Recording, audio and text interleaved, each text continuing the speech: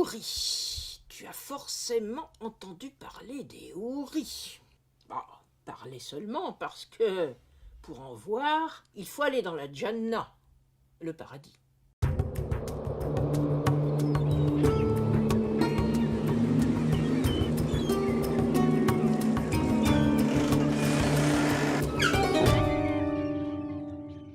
Ce qui est embêtant, c'est que houri en arabe, ça n'existe pas comme ça, c'est pas un seul mot. C'est la transformation d'une expression composée de deux mots, hur ain, qui porte l'idée d'avoir de grands yeux noirs. C'était considéré comme un signe de grande beauté. C'était une expression figée qui n'avait pas de singulier et qui signifiait littéralement avoir le blanc de l'œil très prononcé qui contrastait avec une pupille très noire. Les hur-in sont mentionnés dans le Coran seulement quand le prophète est encore à la Mecque, ce qu'on appelle la période mécoise.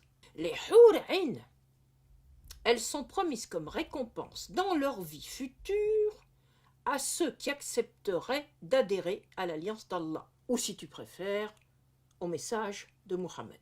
Mais attention, elles sont promises, oui, mais seulement aux Mécois de l'époque.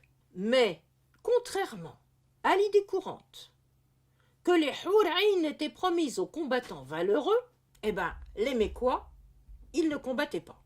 Du coup, l'évocation des belles aux yeux noirs ne rencontrant aucun succès, puisque personne n'y croyait, cette évocation s'arrête très vite, et le Coran n'en parle plus jamais.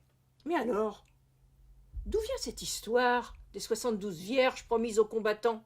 Il faut attendre à peu près un siècle pour que ce mythe s'invite dans les récits des conteurs populaires, dont le registre jouait sur l'opposition entre le tarhib, la peur de l'enfer, et le tarrib, les délices du paradis, avant que cette idée ne prenne une énorme extension dans la littérature religieuse.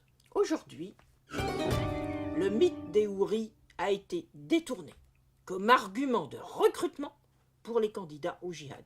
Ils s'imaginent que 72 vierges les attendraient les plus valeureux d'entre eux une fois au paradis des martyrs.